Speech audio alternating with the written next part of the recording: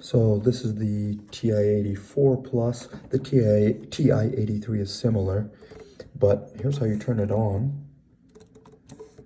And when you want to turn it off, it's the second button in this one. Some important things for what we're working on now. Let me see, I can zoom in a little bit maybe. To know where the stat button is. Stat, enter, down here.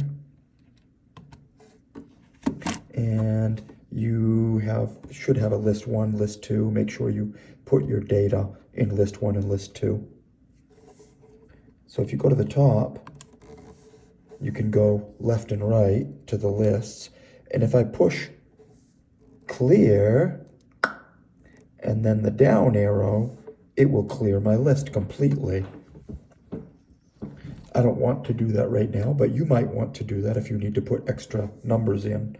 So if you have some numbers for your X, Y, for your scatter plot, you can put the X, Y numbers in here. The X is in list 1 and the Y is in list 2. And then once you get them in, you can do stat, go over to calc, take a right arrow, and when calc is highlighted, there's many things you can do. For example, the first one, number 1, the first variable statistics, you can hit enter, and it will give you some things. It tells you list 1. It should say list 1 and list 2, I think. Yeah, we'll just do list 1 for now. If we wanted to find out, say, some things about list 1, like enter. Let's see, calculate down there. Calculate, enter. It will tell me the X bar, which is my mean.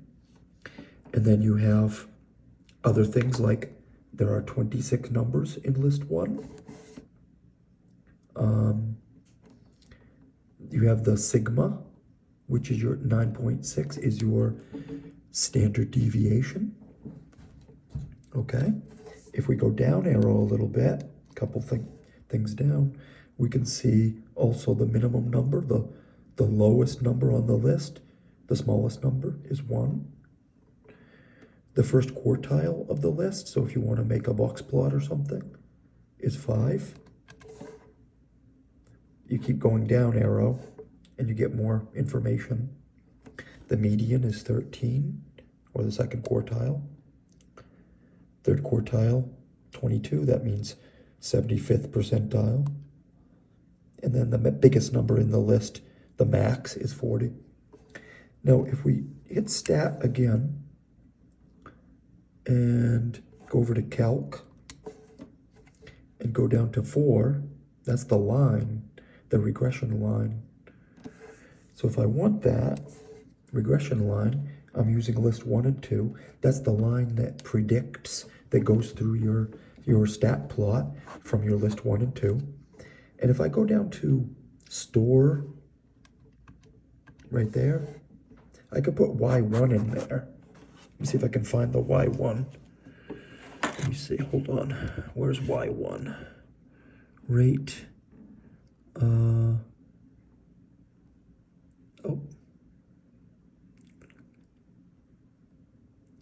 Variables. Yeah, I hit the vars key right there. Vars. Go over to Y vars. Hit enter. And enter again, and that'll be Y1. Whoops. Oh. Okay. Now when you calculate, hit enter, it puts this in your Y1. So if you look at your Y1, it's in there. That's it. That's it. Why is that important that it's in the Y1? Because now it's going to be on your graph. So do a zoom 9, right? Zoom 9 is going to be the zoom stat. So I'll hit zoom 9 or go down to zoom 9. And it's going to put my line. It should also put my stat plot on there, shouldn't it? Is my stat plot turned on? Stat? Or y equals? No, it's not. Plot 1 is not on, I'm sorry. If I go up, if I hit y equals and go up to plot 1 and hit enter, now it's going to put that list 1, list 2 stuff in the calculator. So do zoom 9 again, and you should see your line, which is predicting or going through all those points.